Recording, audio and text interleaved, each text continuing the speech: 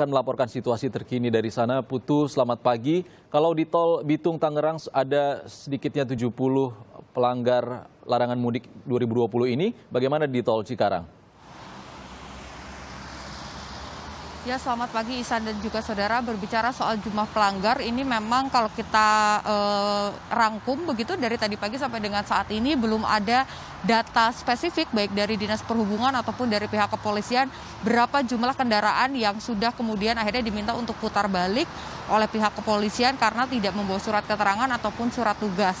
Lalu tapi kalau kita lihat begitu, tadi kami sempat memantau, bisa juga disaksikan melalui layar kaca Anda bahwa memang sempat terjadi antrian yang cukup panjang begitu karena memang ini diperiksa satu persatu terutama untuk kendaraan pengangkut penumpang atau kendaraan-kendaraan pribadi. Sementara untuk kendaraan pengangkut logistik seperti yang bisa Anda saksikan melalui layar kaca, ini memang diperbolehkan untuk melintas. Tetapi untuk kendaraan-kendaraan pribadi dan juga pengangkut penumpang, ini akan diperiksa satu persatu tujuannya kemana, apakah memiliki surat tugas atau tidak. Kalau tadi disaksikan ada beberapa kendaraan pribadi yang berhasil melintas, artinya ini sudah memiliki surat keterangan, surat tugas untuk bekerja, ataupun tujuannya ini masih ke sekitar Jabodetabek, misalnya ke daerah Karawang dan lain sebagainya. Tetapi jika tujuan dari kendaraan-kendaraan ini adalah untuk menuju ke arah Jawa Tengah dan juga Jawa Barat, begitu nantinya akan langsung diminta untuk putar balik. Tadi kami saksikan dari pukul 6, maksud kami dari pukul setengah 6 sampai dengan saat ini memang ada beberapa kendaraan yang kemudian harus memutar balik karena tidak memiliki izin tersebut. Karena meskipun tujuannya adalah ke Bandung misalnya, tetapi ketika tidak ada surat tugas dan surat jalan, maka kendaraan ini akan langsung diminta untuk putar arah melalui gerbang tol Cikarang Barat dan nantinya diminta untuk kembali ke Jakarta. Kemudian kalau kita berbicara soal kebijakan secara teknis begitu, ini sesuai dengan himbauan dari Presiden Joko Widodo yang meminta adanya larangan mudik yang dimulai pada 24 April 2020 terhitung tadi malam pukul 00 atau pukul 12 malam. Dan kalau kita tadi malam juga kami sempat berbincang begitu dengan Ditlantas Polda Metro Jaya karena ini memang masih masuk kawasan hukum dari Polda Metro Jaya, Kombes Pol Sambodo Purnomo Yogo yang menyebutkan bahwa memang terkait dengan kebijakan ini nantinya akan terbagi menjadi dua ruas begitu. Untuk kendaraan logistik bisa mengambil sisi kanan, sementara untuk pengangkut penumpang dan juga kendaraan pribadi ini diminta untuk mengambil sisi kiri dan nantinya akan melakukan prosedur seperti yang sudah saya jelaskan tadi pagi. Ihsan. Masih ada terpantau pelanggaran larangan mudik 2020 di tol Cikarang, Bekasi, Jawa Barat. Terima kasih laporan langsungnya jurnalis Kompas TV, Niputu Trisnanda dari Cikarang, Jawa Barat. Lebih dari 800 kendaraan pribadi dan angkutan umum di checkpoint Cikarang Barat diminta putar balik ke arah Jakarta pada hari pertama pemberlakuan larangan mudik 2020. Sebagian sopir dan penumpang bus angkutan umum yang terkena dampak kebijakan ini mengaku belum mendengar sosialisasi larangan mudik tersebut. Penumpang di dalam bus ini masih cukup banyak begitu ya, ada juga yang tidak menggunakan masker. Tapi memang himbauannya adalah sekali lagi ini sifatnya masih persuasif, fasenya juga masih fase sosialisasi. Artinya dari tanggal 24 April ini sampai dengan tanggal 7 Mei ini belum ada sanksi khusus. Di tengah pandemi COVID-19, Misriati masih berharap bisa pulang ke rumah. Perjalanan dari Medan ke kampungnya di Purwokerto terancam tertunda karena pemberlakuan larangan mudik 2020. Bus yang ia tumpangi bersama 7 anggota keluarganya yang lain terkena dampak pengalihan arus dan diminta putar balik dari tol Cikampek ke arah Jakarta. Perjalanan yang menghabiskan waktu 3 hari ini memang membuatnya tak mengetahui tentang sosialisasi larangan mudik dari pemerintah. Belum tahu, ini baru ini aja tadi dengar dari Pak Supir katanya ada larangan atau apa. Kita pun belum tahu. Ini udah di Cikampek kan ya, tinggal berapa ini lagi lah. Masa harus kembali lagi ke sana kan nggak mungkin. Senada dengan Misriati, Mat Tondang, sang sopir mengaku tak tahu pasti kapan kebijakan tersebut berlaku. Ia pun memilih untuk tetap menarik penumpang demi bertahan di situasi sulit. Tadi yang disampaikan oleh petugas kepolisian? Polisi mana? Ya ini tadi nggak ada, cuma diarahin kerjanya udah. Udah itu aja, nggak ada ngomong apa-apa. Ya gimana, harus kita turuti, harus balik. Harus balik ke Medan. Belum ada solusi atas kondisi yang dialami Misriati. Di sisi lain, pihak kepolisian memastikan kendaraan pribadi dan bus angkutan yang terkena dampak larangan mudik tak boleh masuk Pantura. Enggak, pasti mereka tidak akan ke Pantura karena Polres juga melakukan hal yang sama seperti yang kita lakukan di dalam tol ini. Jadi mereka akan mengarahkan mobil maupun bis itu kembali lagi ke arah Jakarta.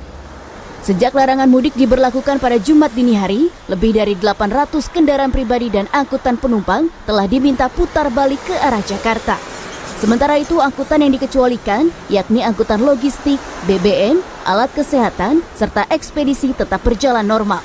Miladia Rahma, Windri Hawadis, Cikarang Barat.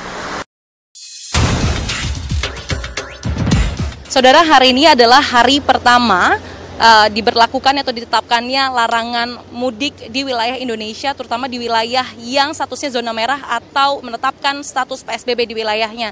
Nah, sekiranya sudah ada 59 titik yang ditetapkan, yakni ada pos pengawasan dan juga ada penyekatan jalan yang disiapkan oleh petugas gabungan untuk bisa menertibkan dan juga merealisasikan aturan ini supaya masyarakat tidak mudik keluar wilayah Jabodetabek atau yang menetapkan zona merah tersebut. Lalu yang menjadi pertanyaan adalah sebenarnya seperti apa mekanismenya, kemudian bagaimana strategi dari petugas untuk bisa memastikan sekiranya upaya ini tidak sia-sia begitu. Oleh karenanya sudah bersama saya Kakor Lantas Irjen Pol Istiono. Pak, apa kabar? Sehat selalu, Pak? Baik, sehat.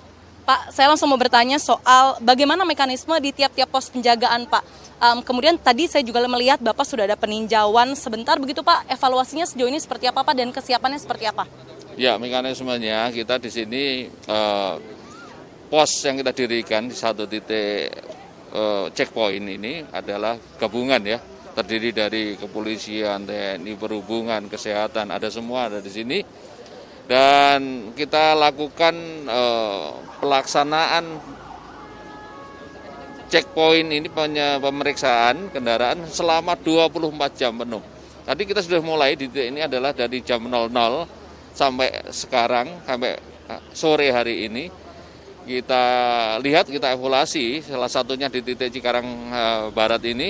Ini dari tadi malam sampai sekarang di titik ini sudah lebih kurang 800 kendaraan yang kita sudah putar balikkan yang mau mudik ya. Putar balikkan yang mau mudik, kemudian di Bitung sendiri, di tol Bitung sudah dikembalikan sekitar lebih kurang 400 kendaraan. Nah ini langkah-langkah ini kita konsisten, selalu ada di jalan, di lapangan, dan dihimbangi dengan himbauan-himbauan nantinya. Himbauan-himbauan untuk masalah physical distancing, social distancing, dan lain-lain. Pak, ini kan pos pantau tempat kita berdiri saat ini adalah di tol ya, Pak. Tapi juga ada pos pantau dan juga penyekatan jalan yang ada di jalur arteri, Pak. Ya. Nah, sebenarnya nanti apakah sudah ada strategi juga yang disiapkan, entah itu untuk bisa menertibkan masyarakat yang mudik lewat jalur arteri ataupun jalan tikus, Pak? Karena kita tahu kan masyarakat itu juga punya berbagai cara begitu Pak untuk bisa melaksanakannya. Seperti apa, Pak, kalau strategi dari Bapak sendiri? Ya. Langkah-langkah kita untuk membuat titik checkpoint itu berangkat dari tingkat Polres.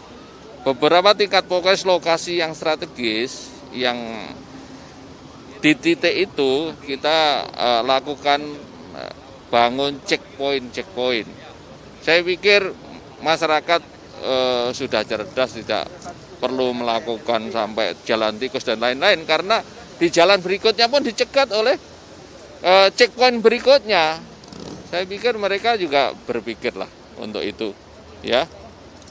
Yang menjadi pertanyaan juga Pak adalah soal sanksi. Apakah nanti ketika 7 Mei nanti akan ada sanksi tambahan yang diberlakukan atau sejauh ini masih berupa sanksi berupa putar balik, Pak? Ya, saya ingatkan lagi bahwa operasi Ketupat 2020 adalah operasi kemanusiaan. Tindakan kita di lapangan mengandalkan tindakan persuasif saja yang cukup humanis kepada masyarakat.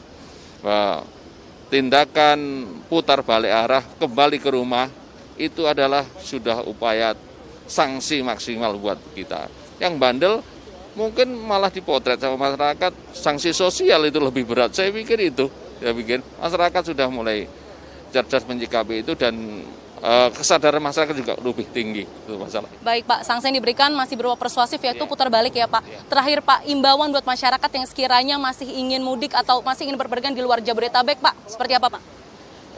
Himbauan saya kalau saya rasa tidak perlu mudik lah, ya, karena pemerintah sudah menyatakan dilarang mudik, di rumah saja sudah cukup, itu aja. Terima kasih Pak Istiono, selamat beraktivitas kembali. Nanti kita bertemu di pos pemantauan selanjutnya Pak.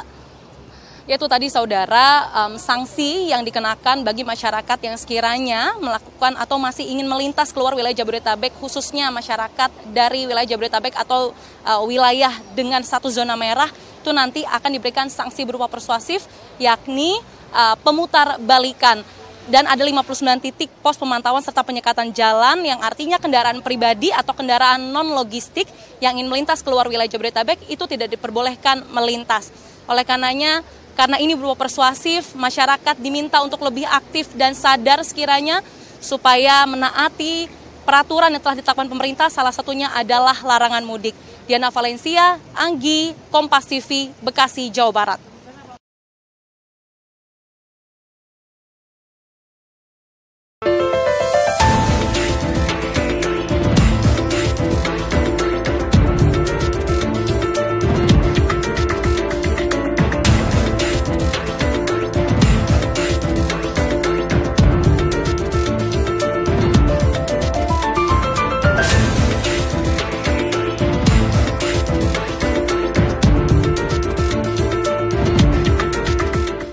Jadi untuk kendaraan yang kami suruh kembali ke Jakarta itu dari 00 tadi malam dimulainya operasi ketupat ini, itu kurang lebih sudah 700 kendaraan.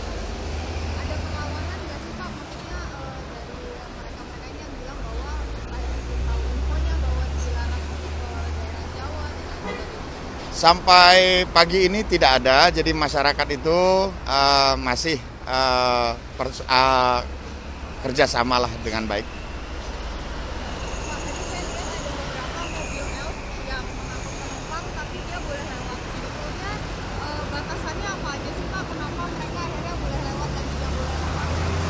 Ya, jadi kendaraan elf ini, mereka ini mengangkut karyawan yang bekerja di sekitaran Karawang. Jadi kalau bekerja itu tentunya tidak kita kembalikan karena yang dilarang itu adalah mudik. Nah itu apa aja Pak ciri yang kemudian diperhatikan oleh pihak kepolisian? Jadi kita lihat cirinya, contohnya misalnya kendaraan pribadi. Itu pasti dia membawa barang bawaan di atas ya, membawa barang di atas, lalu kita tanyakan mau kemana, mereka akan mengatakan pulang mudik. Nah, jadi kita arahkan supaya mereka kembali lagi ke Jakarta karena sudah ada larangan mudik seperti itu.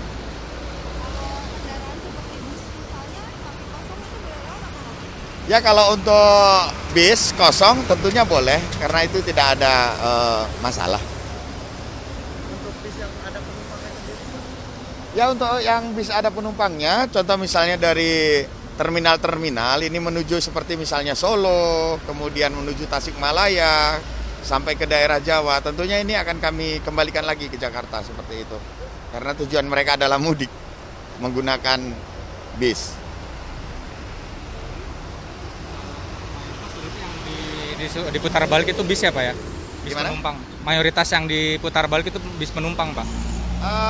Kendaraan pribadi juga banyak kami kembalikan karena mereka ini tujuannya mudik. Jadi setiap tujuannya mudik ini akan kami kembalikan ke Jakarta seperti itu.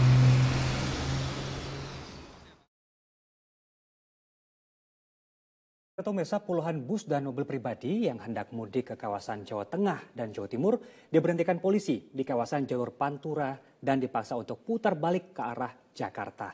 Sementara di Yogyakarta, pemeriksaan ketat dilakukan kepada warga yang sudah terlanjur tiba di terminal.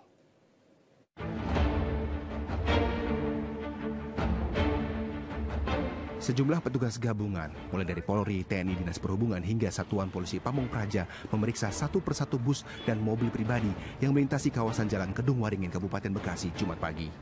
semua penumpang diperiksa identitasnya. Setelah itu, para pengemudi bus dan mobil pribadi yang kedapatan akan mudik dipaksa balik arah ke Jakarta.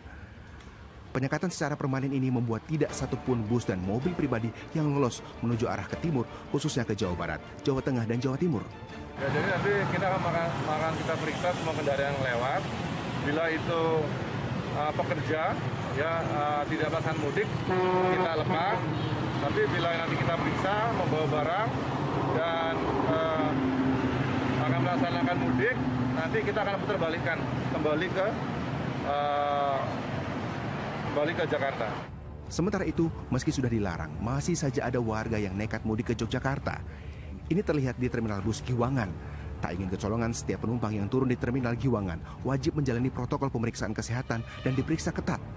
Mereka yang berasal dari kawasan zona merah dan memiliki gejala corona akan dibawa oleh petugas PMI ke lokasi karantina.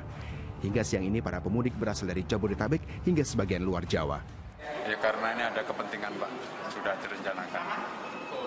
Enggak takut nanti kena ini Pak, karantina atau gimana? Ya nanti apa boleh buat nanti. Hingga kini Polri sudah menyekat seluruh titik di kawasan Jabodetabek untuk mencegah transportasi umum dan mobil pribadi keluar dari kawasan Jabodetabek. Ada 13 titik di kawasan penyekatan. 7 kawasan jalur tol diawasi, sementara sisanya adalah jalur arteri yang menjadi jalur utama keluar dari Jakarta. Tim Liputan melaporkan.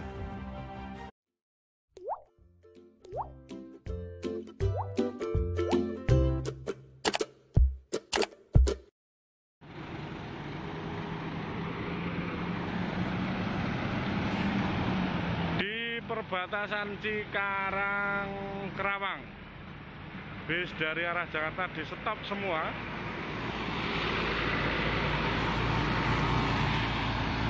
Mau dikembalikan lagi, disuruh putar balik arah Jakarta kayaknya.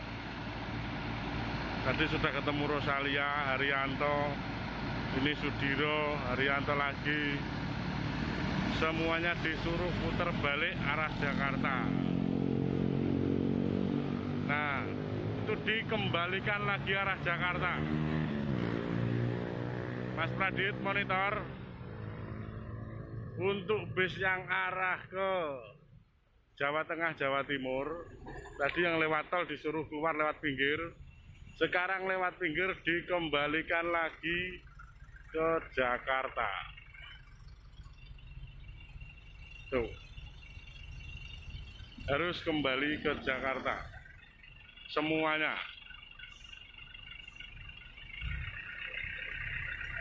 Pagi ini baru saja. Semua bis harus putar balik di depan, harus balik arah Jakarta lagi. Tidak boleh ke Jawa Tengah, Jawa Timur.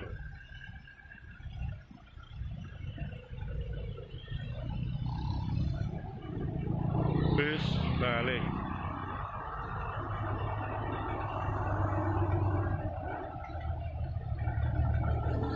Melaporkan pagi ini Mas Pradit, terima kasih.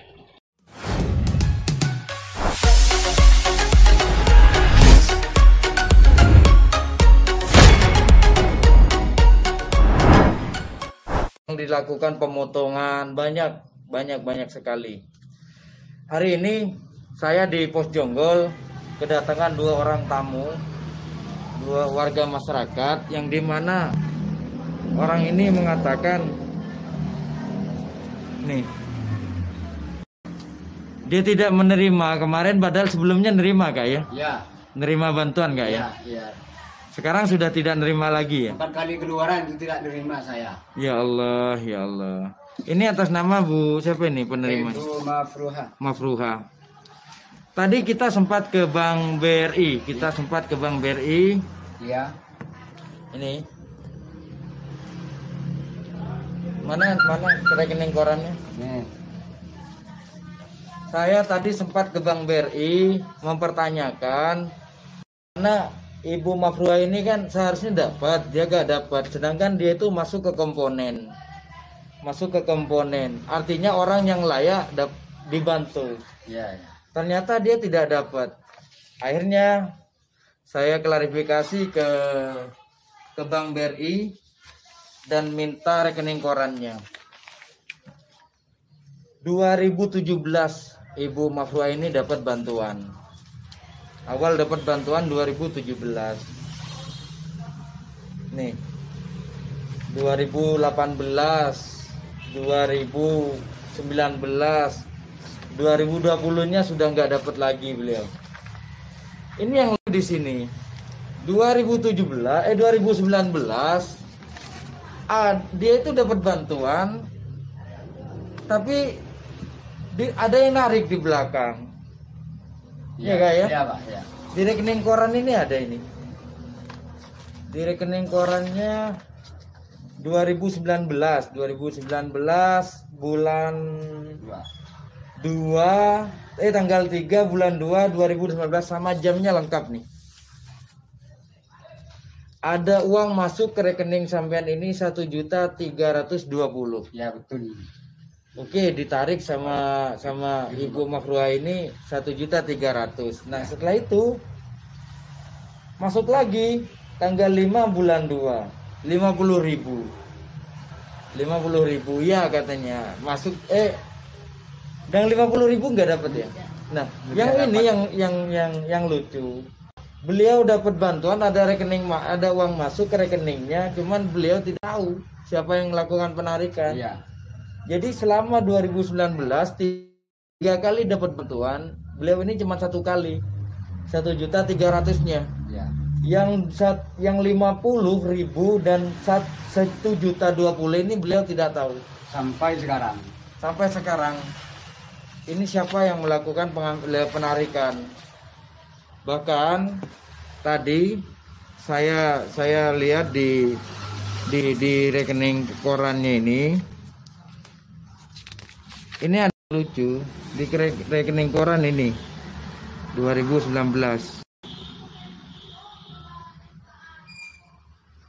Nah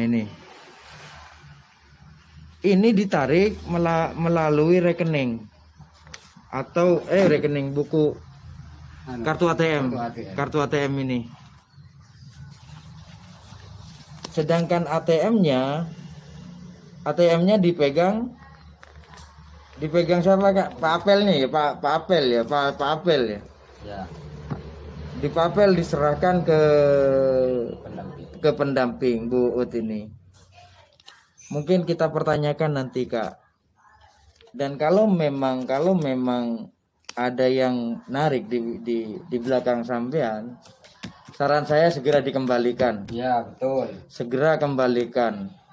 Dan saya juga berharap Bapak siapa Kak namanya Kak? Ya Allah. Ibu Mafruha. Ibu Mafruha ini dapat bantuan PKH lagi karena beliau ini kalau menurut saya layak untuk dibantu. Punya anak berapa Bu? Punya anak 2. Umur berapa? 16. Ya. 7 tahun. 16 sama 7 tahun. 16 berarti SD ya? MTS ya, MTS. RA, terus satunya RA. Yang satunya RA masih 0. Masih kelas 0 ya. Itu sampai sekarang masih belum ini ya. Belum. Ada tanggapan dari pendampingnya ya. Tidak ada sama sekali. Hanya ke IU sedok. Cuman dijanjiin ya. Janji IU sampai 3 kali keluar. Enggak ada apa-apa, saya pindah minta tolong sama Pak Sambian Mas Pak Rodi. Iya. Ini kalau bahasa kerennya teman-teman sekarang cuman di PHP berarti Kak ya. Iya. Di PHP sampean. Ini nanti biar saya pertanyakan Kak ke Bu Ut ya namanya ya. 3 kali tidak keluar itu saya minta tolong pada Bu Ut di KSK-nya kemarin di Itekut tak muncul, saya bikin KSK baru itu. Walan KSK Gadinto selama tidak ada tes darah. Iya. Jadi menjadi bikin lagi yang ada tes darahnya. Yang ada tes darahnya itu 1 hari. Butuh ya. Pekerjaan sampean apa Pak? Petani. Iya. Ya Allah. Arabat sampai situng. Cuman sapi-sapi sendiri berarti ya? Iya, situng. Ini beliau ini dari 2019 hanya menerima. Iya, beliau 2019 hanya menerima. Ini ada nih, lihat nih teman-teman. Ayo kita bantu Bu Mafruha ini ya. Nah ini 2019 dia tanggal 3 bulan 2 2019 tepat jam 14.07 sampai itu ada uang masuk ke rekeningnya 1.320.000. Ya. Ditarik 1.300.000. Ya. Setelah itu masuk lagi ke rekeningnya tanggal 5 bulan 2 2019 jam 6 pagi 6.5541 masuknya 50.000. Itu pun tidak ngambil ya men. Tidak narik ya. Tidak nerima. Nah, yang ini lumayan besar. Kalau tadi 50.000. Ya. Yang ini lumayan besar nih. Ada uang masuk ke rekening sampean. Ke rekening atas nama Ibu Mafruha ini. Ini ya, dia dapat 2019 bulan tanggal 8 bulan 4 2000 tepat jam 7. Jam 7.54 ini ada nih. Nih. Jam 7.54. Nah, seret. Ada uang masuk ke rekeningnya 1.020.000. Ini sampean yang narik? Tidak narik, Pak. Oh ya Allah. Nah, saya tanya sekarang, yang megang waktu itu siapa bulan ini? Tanggal 8 bulan 4 2019 ini siapa yang megang? Pak Apel. Pak Apel kalau bahasa Jakartanya apa atau bahasa Indonesia? Pak RT ya. Pak RT. Pak Apel yang megang ini berarti. Dikasih sama pendamping. Dari Pak Apel ke pendamping ya. Siap. Saya minta tolong Pak ya. Itu terakhir sampean dapat ini ya? Ya terakhir 1.300.000 tuh. Sampai sekarang nggak dapat lagi. Sekarang terus sama kanca-kanca sudah. Tata cara pengambilan bantuan PKH di ATM BNI. Datang ke mesin ATM BNI terdekat.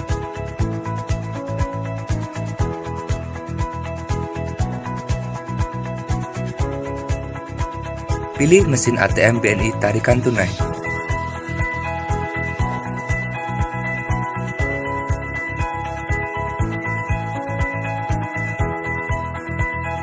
Pilih mesin ATM BNI dengan nominal uang yang Anda inginkan.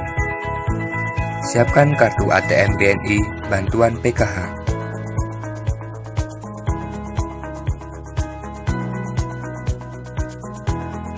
Contoh kartu ATM Bantuan PKH.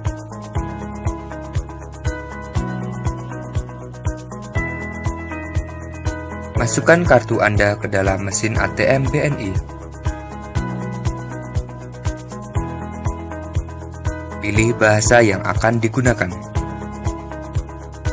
Tekan tombol Indonesia untuk bahasa Indonesia.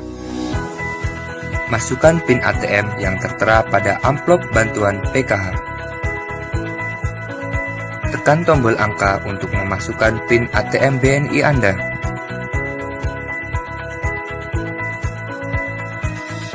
Tekan tombol menu lain untuk memeriksa saldo tabungan bantuan PKH. Kemudian tekan tombol informasi saldo. Kemudian tekan tombol rekening tabungan. Contoh jumlah uang tabungan Anda. Tekan tombol tekan jika ya untuk melanjutkan transaksi dan penarikan uang. Tekan tombol penarikan jumlah lain jika jumlah penarikan Anda tidak tercantum. Tekan tombol angka untuk memasukkan jumlah uang yang akan Anda ambil. Tekan tombol tekan jika benar apabila jumlah uang yang akan Anda ambil sudah sesuai. Kemudian tekan tombol rekening tabungan. Tekan tombol tekan jika ya untuk mencetak bukti transaksi. Ambil uang yang keluar dari mesin ATM BNI. Ambil bukti transaksi Anda. Tekan tombol tidak jika Anda tidak ingin mengganti nomor PIN Anda. Tekan tombol cancel pada papan tombol angka untuk mengakhiri transaksi. Ambil kartu ATM BNI Anda yang keluar dari mesin ATM.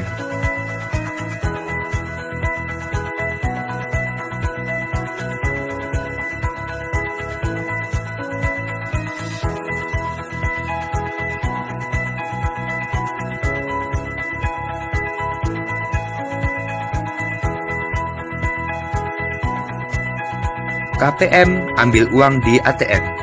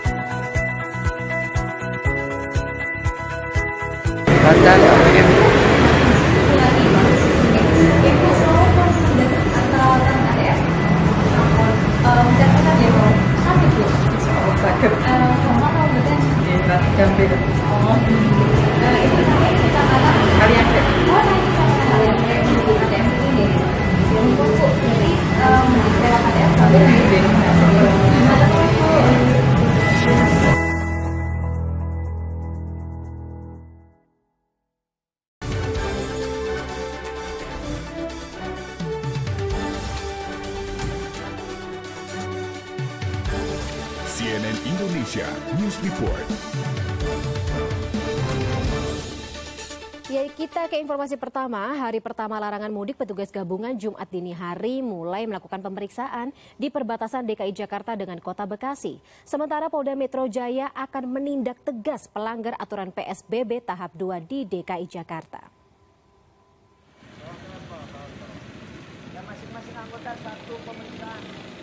Satu persatu pengendara mobil maupun roda 2 diberhentikan oleh petugas gabungan di lokasi checkpoint di Jalan Raya Kalimalang, Kota Bekasi, Jawa Barat pada Jumat dini hari. Di hari pertama operasi ketupat ini, petugas menemukan warga yang hendak mudik. Polisi kemudian memerintahkan warga tersebut balik arah. Sekarang, mulai malam ini, peraturannya tidak boleh mudik. Ya, jadi sampean harus memutar balik dulu ke sana. Kapolres Metro Bekasi Kota, Kombes Pol Wijanarko, mengimbau kepada jajarannya agar penindakan larangan mudik harus dilakukan dengan humanis namun tidak mengurangi unsur ketegasan. Dalam pelaksananya kita menyampaikan kepada anggota yang melaksanakan tugas untuk melaksanakan secara humanis namun tidak mengurangi ketegasan. Dan kita lakukan secara bertahap, di mana kita lakukan kegiatan sosialisasi sebelumnya, kemudian himbauan. Manakala ditemukan, kita akan bertindak tegas untuk mengarahkan kembali ke wilayah DKI Jakarta. Sementara itu, jajaran Polda Metro Jaya akan menindak dengan tegas pelanggar aturan pembatasan sosial berskala besar atau PSBB sesuai instruksi Gubernur DKI Jakarta Anies Baswedan dalam penerapan PSBB tahap 2. Di tahap kedua ini kita perlu ketegasan, disampaikan oleh Pak Ketua Gugus Tugas dari Gubernur kemarin. Memang perlu ada ketegasan, masif dan tegas di lapangan, ya. Tetapi tidak jauh, tidak menghilangkan dari si persuasif dan humanis yang harus kita sampaikan kepada masyarakat. Lebih lanjut, Kombes Pol Yusri Yunus menyatakan saat ini kesadaran warga kota dalam mentaati aturan PSBB semakin meningkat. Tim Liputan CNN Indonesia. Berlaku pada hari Jumat ini, arus mudik di Pelabuhan Merak menuju Bakahuni, Lampung pada Kamis malam justru semakin meningkat. Sedangkan di Cikarang Barat, Jawa Barat, polisi meningkatkan razia. Warga yang hendak mudik dipaksa berbalik arah. Hari pertama penerapan larangan tidak mudik ke kampung halaman di Cikarang Barat, Jawa Barat dipantau ketat polisi dan Dinas Perhubungan. Petugas mulai mengawasi kendaraan sejak Jumat dini hari. Seluruh kendaraan pribadi yang menuju berbagai kota di Jawa Barat hingga Jawa Timur dipaksa untuk berbalik arah. Bagi angkutan logistik dan ambulans tetap melanjutkan perjalanan, namun harus menunjukkan surat tugas dari perusahaan angkutan. Untuk mencegah penyebaran COVID-19, polisi juga mengingatkan pengendara mobil untuk selalu menggunakan masker. Ya, pemeriksaan terhadap kendaraan-kendaraan ini sudah kita lakukan sejak tadi malam, sejak mulai pukul 00.00 dan kegiatan seperti ini untuk di tol sendiri dilakukan di 2 titik di Bitung dan di Cikarang Barat ini. Kemudian sejak tadi malam memang sepertinya terjadi peningkatan arus lalu lintas, volume lalu lintas yang ke arah Cikampek, dan tetapi kita bisa memilah-milah, dan paling tidak sejak sampai dengan tadi pagi itu terdata ada 683 kendaraan penumpang yang yang kita putar balikkan. Di Pelabuhan Merak, Banten memanfaatkan belum diberlakukannya larangan mudik, ratusan kendaraan pribadi Kamis malam memadati pelabuhan ini dan hendak menyeberang ke Pelabuhan Bakahuni, Lampung. Semua kendaraan yang hendak masuk pelabuhan diwajibkan melalui checkpoint. Pemudik yang melanggar batas jumlah penumpang di dalam kendaraannya kemudian diturunkan dan dihimbau untuk tidak melanjutkan perjalanannya. Tim Liputan melaporkan. Pendataan itu memang harus lakukan koordinasi dengan pendamping PKH, pendamping BPNT, untuk mencari data valid yang tentunya dijadikan sebagai dasar untuk melakukan istilahnya pendataan bagi mereka yang ingin dimasukkan atau diinput datanya sebagai calon penerima bantuan langsung tunai. Pokoknya intinya kehati-hatian ya, jangan sampai jadi celah ya dari lawan politik atau ya betul. Ya, karena rawan ini, rawan. Apalagi itu di bawah bisa dijadikan ya tadi alat-alat untuk memfitnah. Terus takutnya juga kelebun ini sebagai alat kampanye, jangan sampai gitu ya. Tadi kayak Gardi ya. Ada juga ini kampanye nih, ayo kita bagi-bagi.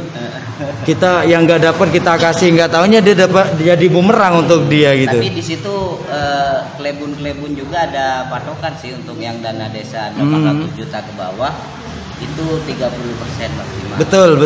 Yang 800 juta ke atas itu 35%. Iya. Patokannya di sana. Jadi kalau umpamanya bukan 1 M ke atas yang 35. 800 ke atas. Iya, intinya sampai lebih dari 1 M kan 800. Iya.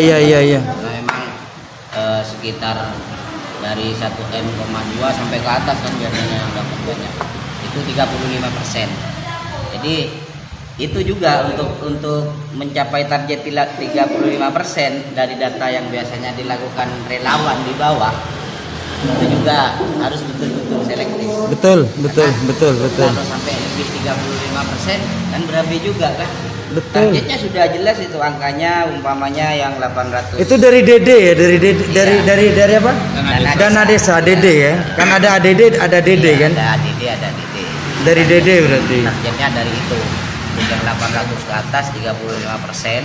Dari 35% itu ada angka tentunya. Dan untuk masyarakatnya Kak Tuan, untuk masyarakatnya, untuk pemuda atau masyarakatnya di sana kan harus aktif juga membantu program ini. Pesannya gimana untuk masyarakatnya? Untuk masyarakat dan juga pemuda terutama yang masih usia produktif lah, mari bantu saling datang kepada relawan, pokoknya ada tetangga yang kita tahu itu layak. Betul. Karena kepala desa dan pejabat juga relawan desa itu manusia. Betul. Manusia kan gitu. Betul. Jadi dibantulah. Ini loh layak, kita datangi mereka tim pendata yang terdiri dari relawan dan